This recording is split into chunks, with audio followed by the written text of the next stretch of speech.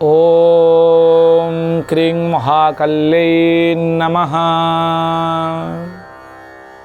आशासे यत शुभवर्षं भवतु मंगलकरम् अद्भुतकरञ्च जीवनस्य सकल मनोकामना सिद्धिरस्तु पूर्णरस्तु।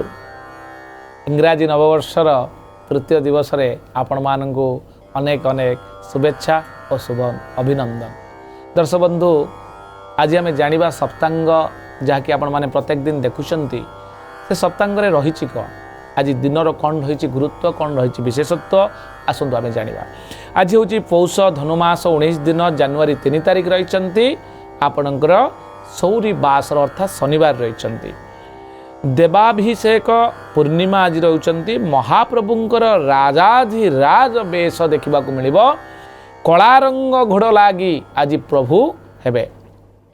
पूर्णिमा तिथि रोचंती दिन 3:33 पर्यंत। आर्द्रा नक्षत्र रोचंती संध्या 5:28 पर्यंत। यापर पुनर्वसु नक्षत्र आरंभ हेबे। मिथुन राशि रे 60 दंड अहोरात्र आज चंद्रमा अवस्थान करिवे। आपणकर ब्रह्मा जोग रही, बब करण रही। रविंकर अंशात्मक मान जदि आम देखा आज 18 अंश 4 कला 36 पिकला पर्यंत आज गति करिसेंती। शुभ समय आम जो देखा दिन 10:48 रु 1:44 पर्यंत, रात्र 8टा रु 10:34 पर्यंत, रात्र 12:20 रु रात्र 2:57 पर्यंत, रात्र 4:41 रु 6:25 पर्यंत आपंकर रोचंती शुभ समय। निश्चित खाद्य हिसाब से गरिष्ठ खाद्य आज खातु ना, जमीक माछ मांस आउ पानी कखारु खाइबे ना। आज जदि कौन पिला आपण परिवार रे नूतन करी जन्मग्रहण करुच्ची ताहले तार आर्द्रा नक्षत्र मिथुन राशि हेब। 6/3 पिलाटी प्राप्त हेब, नरगण पाइब। करे हर्षकार कु घ ड एवं 6 अक्षर तार नामकरण करें। संध्या 5:28 पर जदि कौन पिला जन्मग्रहण करुच्ची आपण परिवार रे ताहले तार पुनर्वसु नक्षत्र मिथुन राशि हेब। 7/3 देवगण पिलाटी प्राप्त हेब। तार जदि नामकरण करने चाहती ताहले कर एकारे के, करे ओ कारे को एवं ह अक्षर आद्य नाम आपण दे परिबे।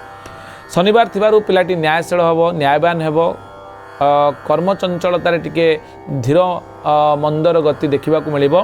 स्लो प्रोग्रेस हम किंतु न्यायवान हम एवं कृषि प्रिय चाष प्रिय हम पिलाटी। रज दर्शन कौन कन्या प्रथम करी ऋतुवती होते प्रथम रज दर्शन में संध्या 5:28 मध्य जदि होते संवत्सर गंड दोष लगे। याद्वारा आप स्वर्ण पीतवस्त्र दान करी श्री संपन्ना जोग सृष्टि करातु आपण पिलार। जदि कौन व्यक्ति आज दिन में मृत्यु प्राप्त होती एकपाद पुष्कर रोची। संध्या 5:28 पर 2 पाद पुष्कर दोष लगे। कृषि गोत्र संपद नाश होबार भय थिबारु आपण भूमि तिल कांचन दान करबा हुंतु। एबे आमे जानिबा जे मुनसाइन बा चंद्रकुंडली अनुसार मेष राशि टारु मीन राशि पर्यंत कोन रहिछि 12टी राशि राशिफल।